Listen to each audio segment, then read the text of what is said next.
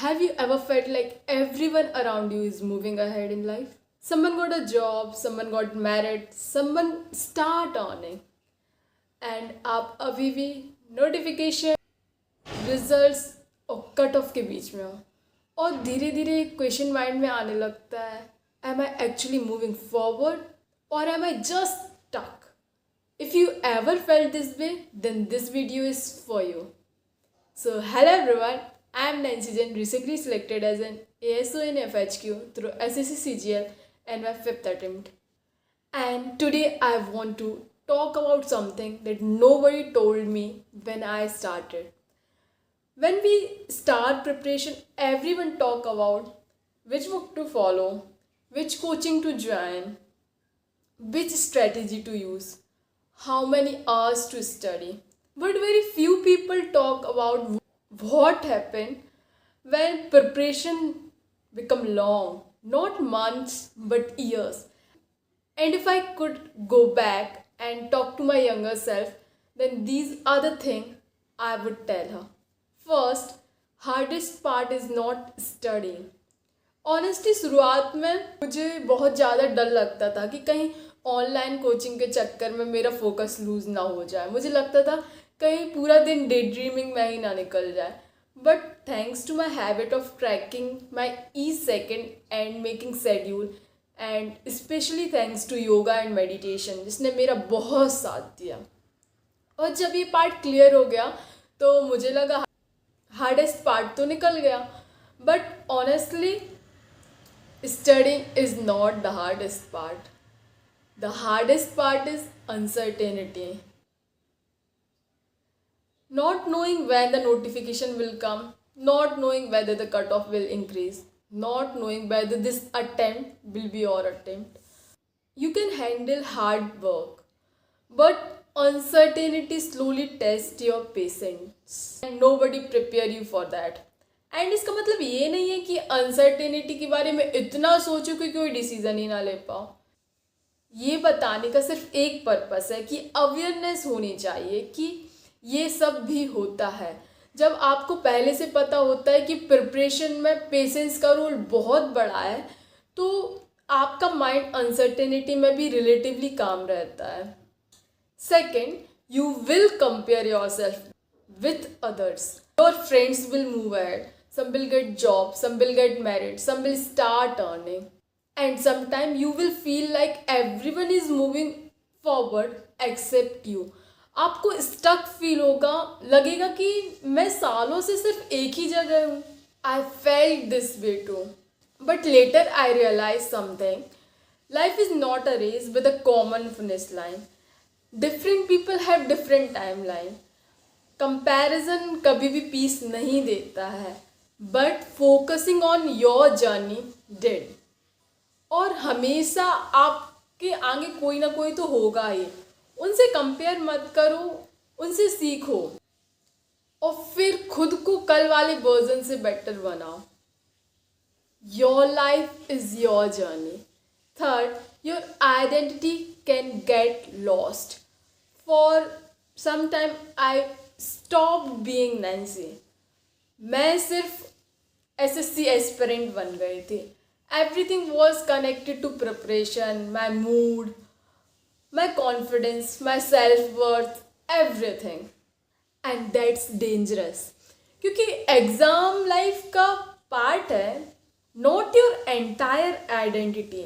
You are still a daughter, a learner, a person with hobbies, dreams. और ये भूलना नहीं है. Fourth, discipline over motivation. This may sound strange, but I did not stay for 5 years because I was motivated every day. Many days I wasn't. कभी कभी मैं भी tired feel करती थी, कभी confused, कभी frustrated. What helped was routine. You don't need motivation every day. You need a system that work even when motivation disappear. But one note, almost हर किसी के पास अपना रीज़न होता है कि वो ये जर्नी क्यों कर रहे हैं. That inner motivation matters. लेकिन जब प्रोसेस बहुत लंबी हो जाती है तब बहुत बार फर्स्ट स्टेप लेना ही डिफ़िकल्ट हो जाता है।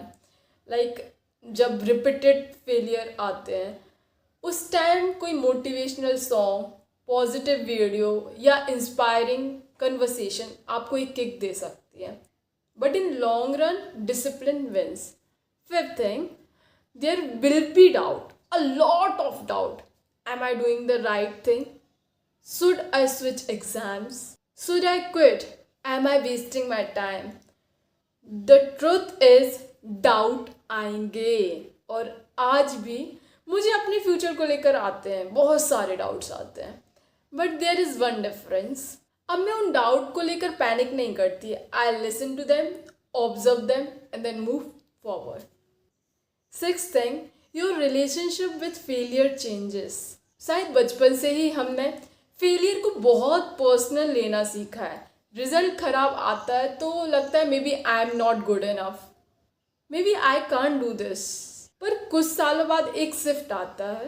You stop seeing failure as an identity, you start seeing it as feedback, and that's a very powerful shift. Seventh thing, small wins become important. जब प्रिपरेशन लंबी खिंच जाती है तब छोटी छोटी चीज़ें भी खुशियाँ देने लगती हैं। A good mock score, a topic finally understood, a productive week, a better revision cycle, and these small wins keep you moving ahead. And don't wait for final selection कि जब फाइनल सिलेक्शन हो जाएगा तभी खुश रहूँगा। Journey में भी खुश रहना सीखो। एट्थ थिंग, पेरेंट्स और your support system matters more than we realise.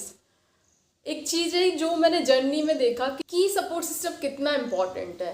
जब रिजल्ट आपके फेवर में नहीं आता, आप अपने लोएस्ट फेज में होते हो, आपका कॉन्फिडेंस बहुत लो हो जाता है, जब आपकी सेल्फ स्टीम बहुत कम हो जाती है, जब आप खुद पर ही डाउट करना स्टार्ट कर देते हो, then the people who are staying beside you become priceless. For me, my parents played a huge role and I become much closer to them during this phase. और अगर कोई पेरेंट ये video देख रहे हैं तो मैं बस इतना कहना चाहती हूँ, प्लीज़ आप अपने बच्चे का साथ दीजिए, क्योंकि इस फेज़ में उसे लगता है पूरी दुनिया उसके अगेंस्ट है, कभी कभी वो खुद भी अपने अगेंस्ट होता है।